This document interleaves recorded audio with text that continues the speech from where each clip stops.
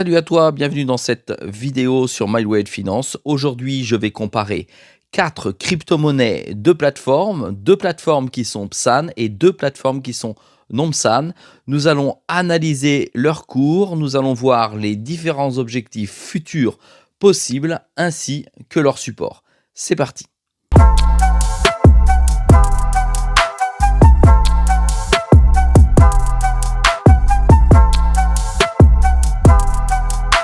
Sois le bienvenu dans cette vidéo. Je te rappelle qu'ici, il n'y a pas de conseil en investissement. Je te montre ce que je fais et comment je le fais. Dans cette vidéo, nous allons passer en revue 4 crypto-monnaies, 2 plateformes d'échange. Il y a donc 2 plateformes d'échange qui sont PSAN, je vais les nommer tout de suite, et 2 qui sont non PSAN. Ça n'est absolument pas une vidéo sponsorisée, tu ne retrouveras aucun lien en deçà, ça n'est pas un conseil en investissement, c'est uniquement une analyse. Nous allons voir les points pivots de Fibonacci et par extension les points pivots dits classiques. Les 4 plateformes que nous allons voir avec les 4 crypto-monnaies sur lesquelles je vais te donner les objectifs dans le champ du possible. Il s'agit de Bitpanda avec son jeton BEST. Il s'agit de la plateforme Crypto.com avec son jeton Chronos, tu l'appelles comme tu veux. Il s'agit de KuCoin avec le KSC pour les plateformes non SAN. Et naturellement, il s'agit du jeton BGB de la plateforme BitGet que nous allons comparer les uns aux autres. C'est parti, nous commençons tout de suite par la plus grosse de ces plateformes, enfin la plus grosse. À mon sens, aujourd'hui, puisqu'elle est comparable à KuCoin, nous allons voir le jeton BGB de BitGet qui est en 24e position. BitGet, c'est une plateforme qui est non PSAN, d'accord ? Par contre, elle a un jeton très très fort, complètement intégré à son écosystème. Ça signifie qu'il a une forte utilité dans la réalité de l'échange, voire à l'extérieur de l'échange, au travers de son wallet qui est décentralisé. Oui, parce que BitGet, c'est un échange centralisé, mais ils ont également créé, comme Binance, un wallet décentralisé. Aujourd'hui, le BGB, ça vaut 6,88 $. Il y a une capitalisation boursière de 8 milliards, 8 milliards 2. C'est énorme, énorme, énorme. D'accord ? Le plus haut historique, et on est à moins 18% du plus haut historique. Autant dire qu'on est pratiquement au plus haut historique. Ici, tu as son graphe qui te représente le cours, d'accord, et qui a fortement grimpé en décembre lorsqu'ils ont annoncé que le BWB, je crois qu'il s'appelait comme ça, c'est-à-dire le jeton de leur wallet en décentralisé, en DEX, allait rejoindre l'écosystème du seul et unique écosystème de BitGet, à savoir le BGB, ce qui a fait fortement grimper la valeur du jeton puisqu'il a été totalement intégré à un seul et unique écosystème. Alors maintenant, ce qui nous intéresse, c'est de savoir s'il est intéressant ou pas d'investir dessus pour voir si le futur est propice à un bon investissement ou pas. On se rend tout de suite sur la table des pivots, des points pivots comme tu vois ici.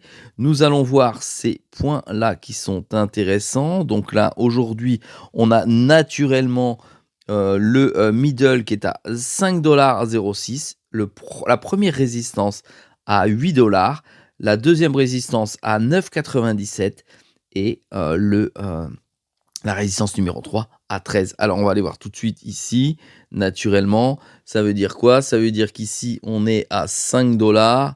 Tu vois qu'on l'a largement dépassé. On l'aurait à peu près ici.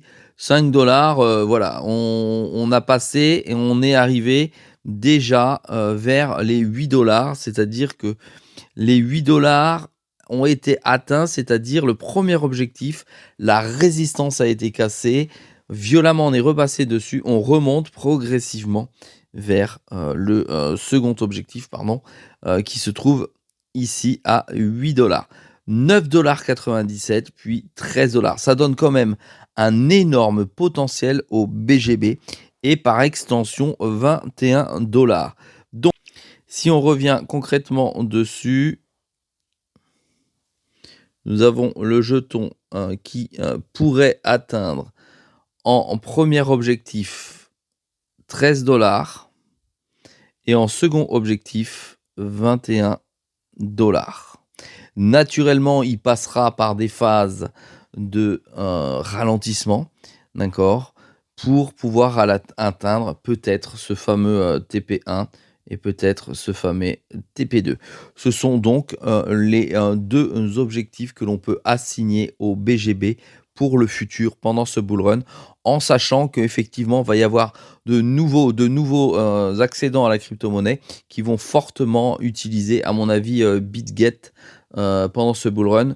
Même si celui-ci n'est pas PSAN, effectivement, je pense que ça ne bloquera que certains utilisateurs en Europe, peut-être beaucoup en France, mais en tout cas certains en Europe. Mais comme BitGet est un international, ça ne fera pas du tout d'effet sur ce type de plateforme. Maintenant, intéressons-nous à la deuxième plateforme qui est non PSAN aussi. Je te rappelle que PSAN, c'est agréé par l'autorité des marchés financiers français et notamment MiCA. Allez, deuxième, c'est naturellement le KuCoin. Donc le KCS que tu vois ici. KuCoin, grosse plateforme avec un jeton qui a également une utilité dans la plateforme, comme tout à l'heure, comme le BGB, le KuCoin, donc le KCS, pardon, a une utilité et peut vous rapporter en earn des jetons, des plus-values, ce qu'on appelle des rewards sur la plateforme. En tout cas, également avoir des notions avec des achats en termes de prix inférieurs à ceux qui ne possèdent pas ce jeton, bénéficient vraiment de gros avantages. Aujourd'hui, le rang du KCS, c'est 64. Hein. Tu vas voir que tous ces jetons ont un rang à jouer et important sur le market cap. Alors, ça vaut combien? Ça vaut 1,7 milliard. D'accord? Alors, 1,7 milliard, ça vaut. Et là, tu vois directement sa charte.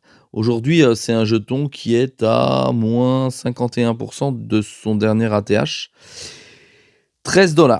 13 $, on va aller voir tout de suite les objectifs que l'on peut atteindre dessus. Le KCS, je te rappelle les objectifs que l'on prend en compte ici. Nous avons le milieu, voilà, comme ceci. Le milieu qui est à 11 $. Donc si on repart tout de suite sur le cours, ici tu vois qu'il a déjà dépassé le 11 $ ici, qu'il a déjà atteint finalement la deuxième partie qui est à 14 $, regarde bien. 14 $ ici, il est venu se lécher, c'est-à-dire qu'en fait, ça fait résistance. Aujourd'hui, les 14 $ font totalement résistance sur le cours ici. Si tu te mets ici, tu as la résistance ici. Il vient taper. Va-t-il venir transformer la résistance en support?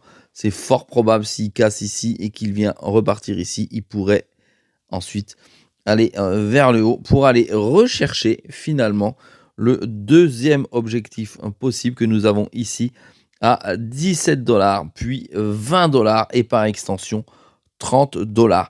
C'est vraiment une grosse plateforme qui est utilisée à la fois en Europe, même si celle-ci est pas PSAN, et à l'international, qui a finalement une sécurité intéressante et une liquidité intéressante, ainsi qu'une expertise importante, puisqu'elle est connue et reconnue. Alors 20 $ et 30 $ pourrait être finalement 20 $ ici, le premier objectif pendant le bull run, et 30 $ par extension. Donc ici, on peut mettre le TP1 et ici le TP2. Alors, ça pourrait paraître un petit peu exagéré les 30 $, mais par extension, c'est sans doute possible en fonction des différentes annonces qui pourraient être faites dans la communauté ou par les États quant à l'utilisation de certains échanges. Maintenant, nous allons passer aux échanges reconnus par l'Europe et notamment par la France. Alors, on va aller voir naturellement le fameux Best de Bitpanda. Tu sais que j'ai un compte sur Bitpanda. Tu sais qu'il y a effectivement un jeton. Ce jeton, d'accord, il est très peu commercialisé, comme tu peux le voir sur les exchanges. C'est-à-dire, en gros, ici, on retrouve sur du Bybit, du Uniswap et du Bitfinex. En gros, on ne peut pratiquement pas acheter le Best si on n'est pas sur la plateforme Bitpanda. Il a donc une utilité non pas restreinte sur la plateforme, mais restreinte dans le monde de la crypto, parce que le seul intérêt, c'est de le posséder sur la plateforme et d'attendre que celui-ci continue son expansion, en sachant que ce jeton est burné. D'accord, je crois qu'on est au 45e burn là au moment où je tourne la vidéo. Ça veut dire burner, ça veut dire qu'on brûle, que Bitpanda brûle des jetons pour qu'il y ait de moins en moins de jetons et que son cours soit forcé de monter vers le haut. Enfin, qu'il y ait une raréfication finalement du jeton. Bon, il est né en août 2021, d'accord, et là, tu vois que c'est 50-50 entre la valeur du jeton qui monte ou la valeur qui descend. Donc sa seule utilité, c'est d'être sur cette plateforme. Tu vois, on n'a même pas de graphe, de charte si tu préfères, qui existe sur TradingView. Enfin, si, sur TradingView, mais en tout cas sur ce que j'utilise là aujourd'hui, CryptoRant, il n'y a même pas de charte tellement c'est plutôt un jeton à discrétion. Ça pèse, écoute bien, 295 millions. En gros, c'est un jeton qui n'est qu'à l'échelle de Bitpanda, c'est-à-dire à l'échelle de l'Europe. Et c'est bien triste comme ça. Ça vaut moins 56% de son ATH. Alors maintenant, ce qui nous intéresse, c'est de voir quel va être ou quel peut être son potentiel. Son potentiel, middle 0,56 centimes, nous avons ici. Et nous avons ensuite le premier objectif à 68 centimes, deuxième objectif 75 centimes, troisième objectif 87 centimes et par extension 1,18 $. On va voir ce que ça peut donner tout de suite ici. 68 centimes, c'est le premier TP dans le champ du possible. Tu vois qu'il est à 78. Il a déjà pris les devants et il est allé taper sur le deuxième TP à 75. Ça veut dire qu'il nous reste deux objectifs dans les semaines ou les quelques mois à venir pendant le bull run. 87 centimes et 1,18 à aller chercher. Donc on a 0,87 centimes de dollars et 1,13 $ en deuxième TP. TP1, 87 centimes. TP2, pardon, 1,13 $, 1,17 $. Voilà ce que on peut espérer sur le best. Personnellement, je possède du best. C'est le seul jeton que je présente ici que je possède. Il me rapporte entre 12 et 14% à l'année en plus des objectifs que je m'assigne. Et il me permet également sur cette plateforme de pouvoir avoir des frais moindres que ceux qui n'ont pas autant finalement de best. Voilà. Alors, la question est, est-ce qu'il vaut mieux avoir des jetons des plateformes ou pas? Ça va dépendre de ton utilisation dans les plateformes, si c'est juste un court échange ou si tu fais du trading. Ça, c'est à toi de voir. On voit le dernier jeton qui est de la fameuse plateforme finalement